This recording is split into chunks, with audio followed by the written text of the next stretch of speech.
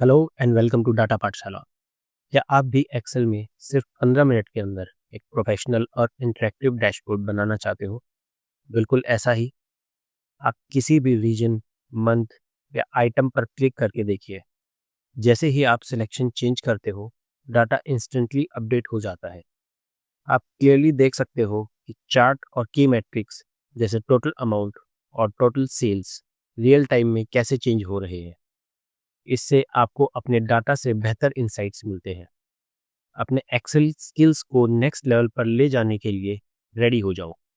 इस वीडियो में हम स्टेप बाय स्टेप एक क्लीन, पावरफुल और प्रोफेशनल डैशबोर्ड बनाना सीखेंगे जो आपको डाटा एनालाइज और प्रेजेंट करने में हेल्प करेगा, बिल्कुल एक प्रो की तरह। बिना किसी देरी के चलिए शुरू करते हैं। सबसे पहले हमें एक ब्लैंक शीट चाहिए। इसका नाम हम रखेंगे डैशबोर्ड। उसके बाद इंसर्ट टैब में जाके एक रेक्टेंगल शेप इंसर्ट करेंगे। उसको ड्रॉ करके अपने हिसाब से एडजस्ट कर लीजिए। अब शेप फिल में जाके इस रेक्टेंगल का कलर अपने लाइकिंग के हिसाब से चेंज कर लीजिए।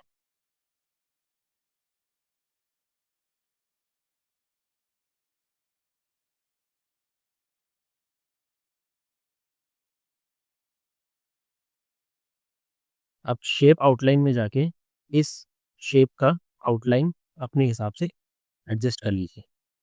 अब कंट्रोल डी दबा के इस शेप का डुप्लीकेट बना के दूसरे अंदर वाली शेप में एडजस्ट कर लीजिए। अब एक चीज़ का ध्यान रखिएगा कि आपकी शेप्स का कलर अंदर और बाहर वाली का सेम ना हो, वरना वो एक दूसरे में मर्ज हो जाएंगे, जिसकी वजह से वो अपीलिंग लुक नहीं आ पाएगा। तो इसीलिए इन दोनों का कलर शेप फॉर्मेट में जाके, शेप फिल में जाके ऐसे कॉन्ट्रास्ट में एडजस्ट कीजिए जिससे वो फेमिलियर भी लगे और अपीलिंग भी लगे।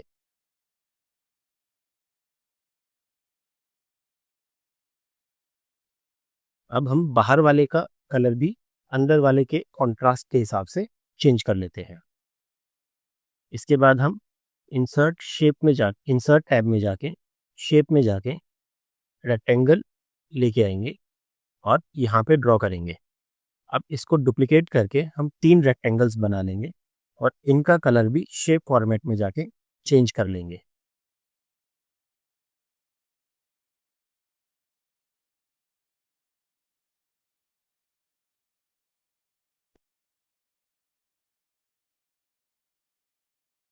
अब हम इन तीनों का नाम लिखेंगे: dashboard, reports and about us. सबसे पहले लिखते हैं डैशबोर्ड। अब इस डैशबोर्ड फॉन्ट का जाके अलाइनमेंट करेंगे होम टैब में। पहले हम इसका फॉन्ट चेंज करेंगे। मुझे एप्टॉस अच्छा लग रहा है, आप अपनी मर्जी से कुछ भी रख सकते हैं। फिर इसका फॉन्ट साइज चेंज करेंगे और उसके बाद इसको बोल्ड कर देंगे।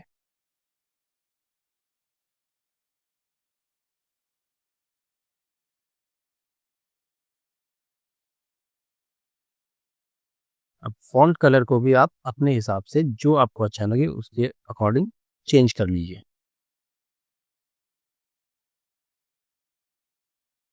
अब यहाँ पे हमारा फॉन्ट ज़्यादा बड़ा हो गया है, इसीलिए हम उसको थोड़ा सा छोटा कर लेंगे। अब सेम रिपीट करेंगे बाकी दोनों के लिए। मैं इसको थोड़ा फास्ट फॉरवर्ड कर देता हूँ ताकि आपका ज़्यादा टाइम वेस्ट ना हो।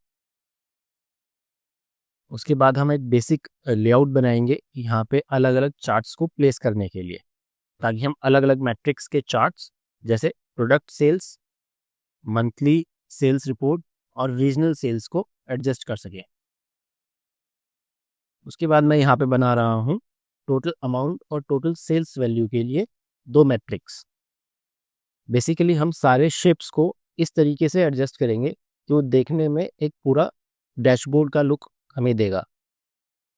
अब बड़े शेप के अंदर छोटे शेप को इंसर्ट करके उसका कलर भी एज पर कॉन्ट्रास्ट चेंज कर लीजिए।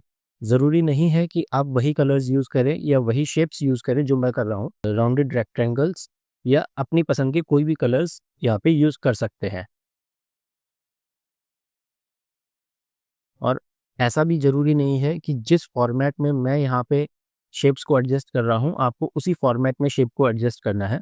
आप अपने हिसाब से किसी भी शेप को छोटा, बड़ा या कहीं और एडजस्ट कर सकते हैं, किसी दूसरी प्लेसमेंट पे भी ले जा सकते हैं। अब हमने यहाँ पे टोटल अमाउंट वाला बॉक्स है उसको रेड कलर से और दूसरे को ग्रीन कलर से एडजस्ट कर लिया है। अब हम इंसर्ट टैब में जाके वहाँ से आइकन सिलेक्ट करेंगे ताकि हम टोटल अमाउंट और टोटल सेल्स की वैल्यू के लिए हम ग्राफिकल आइकन्स यहाँ पे लगा सके। तो हम इंसर्ट में जाएंगे, वहाँ से आइकन सिलेक्ट करेंगे और जो जो आइकन हमें चाहिए, for example dollar, data analysis, graph और एक राइजिंग सेल्स ग्राफ, हम चारों को सिलेक्ट करके यहाँ पे ले आएंगे। उसके बाद हम इन चारों को अपने हिसाब से एडजस्ट करके इनका फॉर्मेटिंग चेंज कर लेंगे। इनका कलर चेंज करने के लिए हमें सिंपली जाना है शेप फॉर्मेट में और शेप फिल में जाके इनका कलर हम यहाँ पे चेंज कर लेंगे।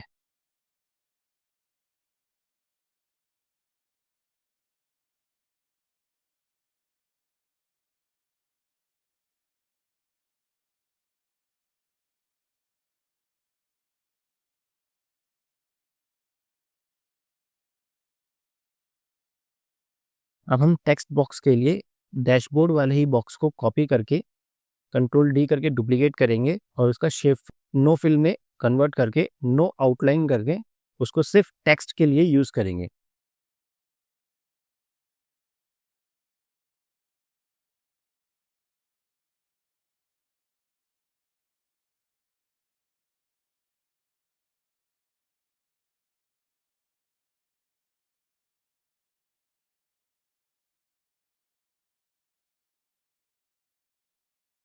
उसके बाद हम उसका कलर भी ब्लैक कर देंगे ताकि वो हमारे चार्ट्स के और जो आइकन्स हैं उनके साथ मैचिंग रहे।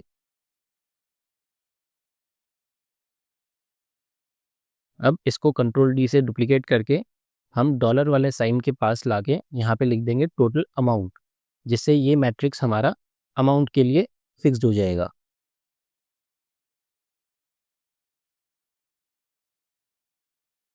उसके बाद इसको फिर से कंट्रोल डी करके डुप्लीकेट करेंगे और यहाँ पे हम ले आएंगे टोटल सेल्स ताकि इस बॉक्स में हम अपना सेल्स का नंबर डिस्प्ले कर सकें।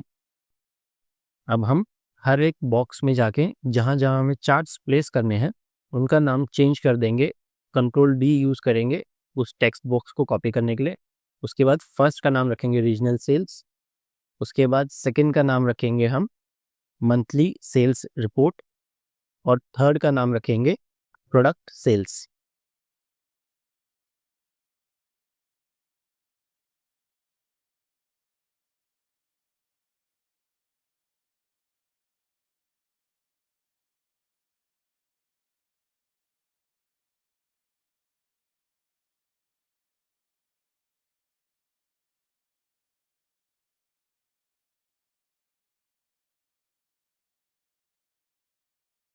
अब हमारा बेसिक लेआउट कंप्लीट हो चुका है। इसके बाद हमारा मेन काम शुरू होता है। अब हमें चार्ट्स बनाने हैं जिनको हम यहाँ प्लेस कर सकें। इसके लिए हम जाएंगे रॉ डाटा में, जो कि हमारा नीचे एक डाटा करके शीट है, ये हमारा पूरा डाटा है। इस रॉ डाटा में जाकर कंट्रोल ए से पूरा सिलेक्ट कर लेंगे। उसके बाद इंसर्ट टैब में जाके पाइवट टेबल में जाके न्यू वर्कशीट पे जाकर ओके क्लिक कर देंगे। ये हमारा पाइवट टेबल बन गया। अब हम इस पाइवट टेबल शीट का नाम पाइवट टेबल कर देंगे। उसके बाद हम पाइवट टेबल पे क्लिक करेंगे और पाइवट टेबल फील्ड्स में जाके सारे के सारे फील्ड्स को अनचेक कर देंगे, सिर्फ डेट को छोड़कर। उसके बाद हम पाइवट टेबल एनालाइज में जाएंगे, इंसर्ट टाइमलाइन में जाके डेट सिलेक्ट कर कर ओके कर देंगे। ये हमारा टाइमलाइन बन के आ जाएगा। इसको हम अपने हिसाब से एडजस्ट कर लेंगे और टाइमलाइन में जाकर सारे कॉलम्स को अनटिक कर देंगे, सिर्फ हेडर को छोड़कर। अब इसको एडजस्ट कर लेंगे और कंट्रोल एक्स से इसको कट करके डैशबोर्ड में जाके पेस्ट कर लेंगे। पाइवट टेबल शीट में जाएंगे, पाइवट टेबल को सिलेक्ट करेंगे, कंट्रोल सी से इसको कॉपी करेंगे और दूसरे सेल में जाके इसको पेस्ट कर लेंगे। अब पाइवट टेबल फील्ड्स में जाके डेट को अनचेक कर देंगे और रीजन को सिलेक्ट कर लेंगे। अब रीजन को सिलेक्ट करने के बाद हम पाइवट टेबल पे जाएंगे और पाइवट टेबल एनालाइज में जाकर हम इंसर्ट स्लाइसर पे क्लिक करेंगे। इसमें हम रीजन पे जाके ओके क्लिक कर देंगे। ये हमारा रीजन आ जाएगा। अब हम स्लाइसर में जाके इसके कॉलम्स एडजस्ट करके इस शेप को रीएडजस्ट कर लेंगे। अब कंट्रोल एक्स से हम इसको कट करेंगे और डैशबोर्ड में जाके पेस्ट कर देंगे।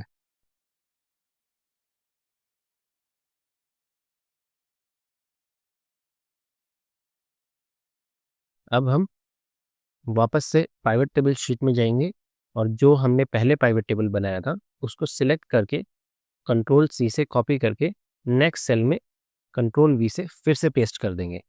अब इस बार हम पाइवट टेबल फील्ड्स में जाके सिर्फ आइटम्स को सिलेक्ट करेंगे और बाकी सबको अनटिक कर देंगे। उसके बाद पाइवट टेबल एनालाइज में जाके इंसर्ट स्लाइसर में जाके आइटम्स को टिक करके ओके कर देंगे। उसके बाद हम ऊपर स्लाइसर में जाके कॉलम्स को एडजस्ट करके बाकी सबको रिस्ट्रक्चर कर लेंगे। अब कंट्रोल एक्स से इसको कट करेंगे और वापस डैशबोर्ड में जाके कंट्रोल वी से पेस्ट कर देंगे। अब आप यहाँ पे देख रहे होंगे मैंने अपने डैशबोर्ड को थोड़ा सा रीडिज़ाइन कर दिया है क्योंकि मुझे वहाँ पे इनफ स्पेस नहीं मिल रहा था सारी चीज़ों को अकोमोडेट करने के लिए। इसीलिए हमने इसको रीडिज़ाइन करके थोड़ा ऊपर नीचे कर दिया है ताकि सारी चीज़ें आसानी से और अच्छे से फिट हो सके। तो आप भी इसको जब चाहे इसको रीडिज़ाइन कर सकते हैं। अब हम फिर से पाइवट टेबल शीट में जाएंगे, पाइवट टेबल को सिलेक्ट करके कंट्रोल सी से कॉपी करके दूसरे वाले सेल में कंट्रोल वी से पेस्ट कर देंगे। उसके बाद पाइवट टेबल फील्ड्स में जाके सारे फील्ड्स को अनटिक करके सिर्फ रीजन और अमाउंट को टिक कर लेंगे। इसके बाद हम इस पाइवट टेबल को सिलेक्ट करेंगे, इंसर्ट में जाके कोई भी अपनी पसंद का चार्ट सिलेक्ट कर लेंगे। मैं यहाँ पे 3D कॉलम चार्ट सिलेक्ट कर रहा हूँ। उसके बाद हम स्टाइल में जाके इसके कलर्स वगैरह भी चेंज कर लेंगे।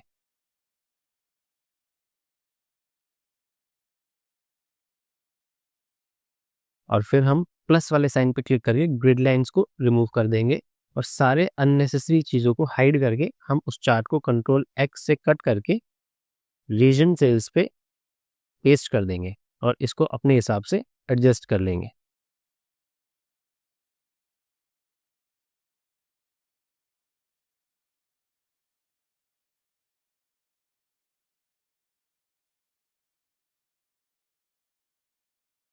अब नेक्स्ट स्टेप के लिए हम फिर से पाइवट टेबल शीट पे जाएंगे, इस पाइवट टेबल को कॉपी करेंगे और नेक्स्ट सेल में पेस्ट कर लेंगे। अब इस बार हम सिलेक्ट करेंगे डेट और मंथ्स। अब हम यहाँ जाके रिमूव फील्ड करके डेट्स को हटा देंगे और अमाउंट्स को टिक कर देंगे। अब हमारा मंथ वाइज डाटा आ जाएगा। इसके बाद हम इंसर्ट में जाएंगे, एक और चार्ट लेंगे। इसमें मैं चार्ट ले रहा हूँ एरिया वाला, तो आप कोई भी चार्ट ले सकते हैं। अब सेम इसमें जाके अननेसेसरी फील्ड्स को हाइड कर देंगे और टोटल ऊपर और साइड में लिखा हुआ है उसको भी हम डिलीट कर देंगे। ग्रिड लाइंस को रिमूव कर देंगे और इसको कंट्रोल एक्स से कट करके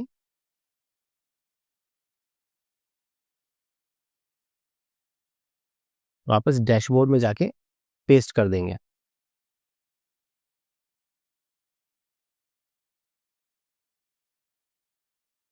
अब इसको हम रीएडजस्ट करेंगे एज पर अपना स्पेस।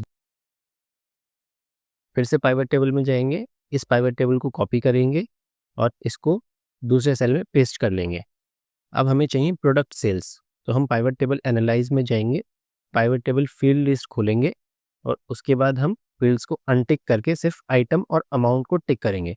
अब हमें प्रोडक्ट के हिसाब से सेल्स का डाटा मिल जाएगा।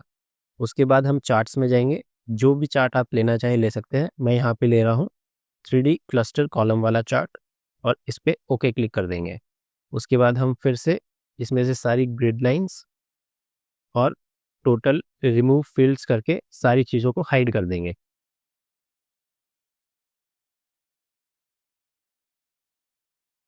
ताकि हमारे चार्ट को ज़्यादा स्पेस मिल सके। उसको कट करेंगे, वापस डैशबोर्ड में जाएंगे और पेस्ट कर देंगे। अब हम इसको रीएडजस्ट करेंगे एज पर आर स्पेस इस चार्ट के लिए असाइन किया हुआ है। अब हम इन सब का फॉर्मेट शेप में जाके कलर और अपीयरेंस अपने हिसाब से चेंज कर लेंगे।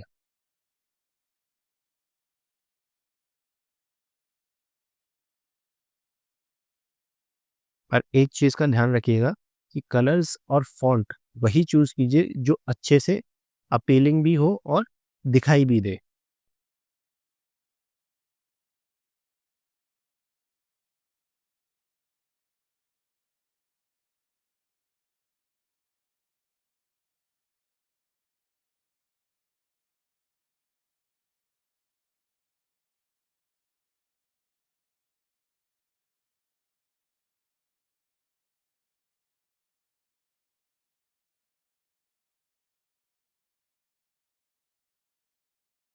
अब मैंने इन तीनों चार्ट्स को अपने हिसाब से रीडिज़ाइन करके एडजस्ट कर दिया है। अब हमें चाहिए टोटल अमाउंट और टोटल सेल्स का डाटा। इसके लिए हम फिर से पाइवट टेबल में जाएँगे, इस पाइवट टेबल को कॉपी करेंगे और फिर नेक्स्ट सेल में पेस्ट कर देंगे। अब हम यहाँ पे पाइवट टेबल एनालाइज़ में जाके फील्ड लिस्ट में जाके सिर्फ अमाउंट को टिक करेंगे। एक नए सेल में जाएँगे, यहाँ पे इक्वल टू लिखेंगे और इस वाले पाइवट टेबल सेल को सिलेक्ट करके एंटर दबा देंगे। अब हम राइट क्लिक करके फॉर्मेट सेल में जाके नंबर सिलेक्ट करेंगे, इसमें यूज सेपरेटर करके डेसिमल वैल्यू को 0 कर देंगे। उसके बाद इस पाइवट टेबल को कॉपी करेंगे दूसरे सेल में। उसके बाद हम अमाउंट को सिलेक्ट करेंगे और नीचे जाके सम ऑफ अमाउंट की जगह वैल्यू में जाके काउंट को सिलेक्ट कर लेंगे। अब हमारा क्वांटिटी आ जाएगा।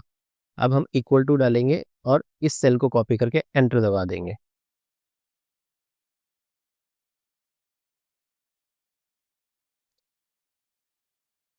अब हम टोटल अमाउंट वाले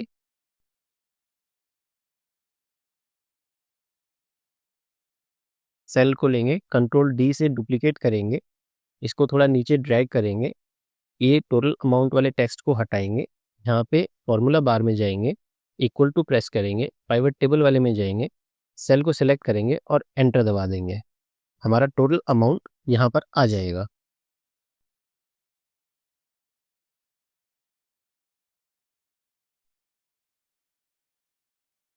अब इस टेक्स्ट को भी हम अपने हिसाब से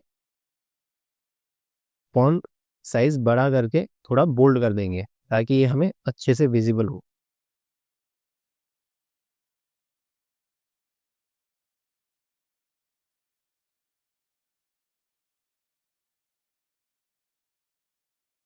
सिमिलरली अब टोटल सेल्स के लिए हम इसको कंट्रोल डी से कॉपी करेंगे, टोटल सेल्स के लिए ये वाला अमाउंट हटाएंगे,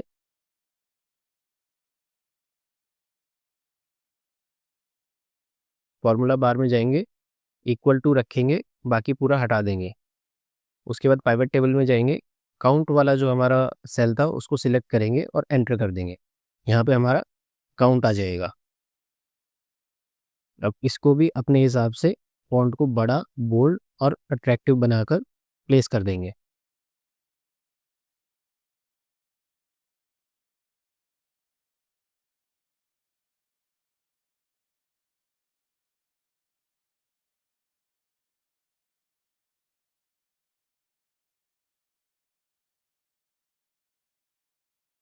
थैंक यू फॉर वॉचिंग।